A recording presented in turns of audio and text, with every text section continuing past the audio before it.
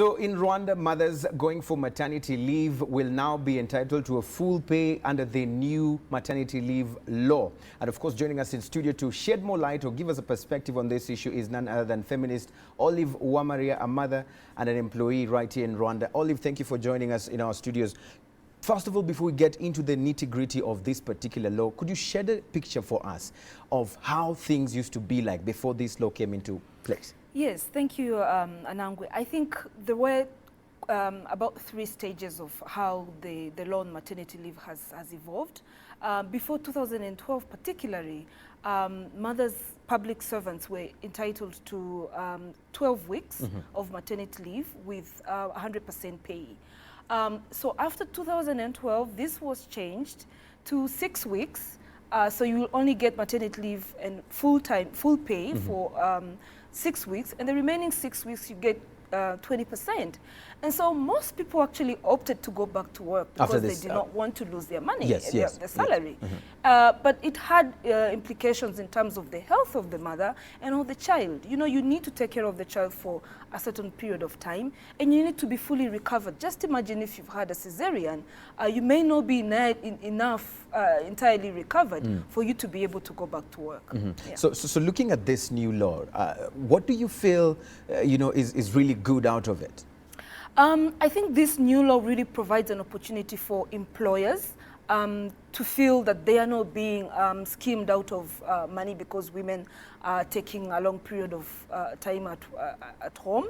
But it also provides the opportunity for mothers and women and children to be able to care for each other. So really this new law provides that the 6 weeks will be paid for by the employer, while the other 6 weeks will be paid for by the government under a certain fund that is being studied. So that's really the expected law and what it's supposed to be providing. Right. Looking at the number of women in the parliament of Rwanda, it's the majority. I mean, but for someone out there, they would feel like this is one of the things that they should have done in the first place when they got into parliament, because of the interest that other women out there really need. But looking at it coming at this particular time, do you feel that it was long overdue and a sort of a failure by the women in parliament to use their numbers in pushing for such agendas like this? I think so, because at the time when the law was being changed, we had almost the highest number of women in parliament around the world.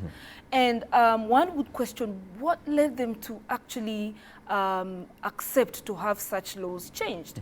And we've had so many explanations in terms of, yes, we need to balance the business sector as opposed to, the health of the citizens. But I think that should not have happened in the first place. We should have pushed as women in parliament and said, no, this is a right to a mother that has and the child, and this should not have happened. So I'm glad that so many people had to actually stand and say, this has to change. And one of the people that was really vocal about it was the president of Rwanda.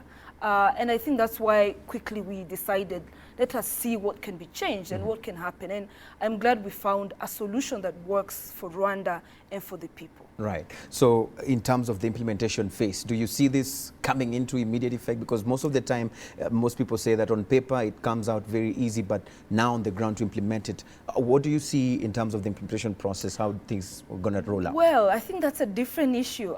So the law was really adopted in Parliament around last year in July, but it's supposed to be fully implemented, or at least the scheme is supposed to start working in July this year. And I think this is where we need to continue pushing. Yes, the government committed to ensuring that this is implemented, by July 1st. So we need to ensure that they are accountable for that. We also need to ensure that really women are also benefiting from that fully, not just a law that's good on paper, but not really working in terms of changing the lives of people. Right. Thank you so much, Olive, for your time.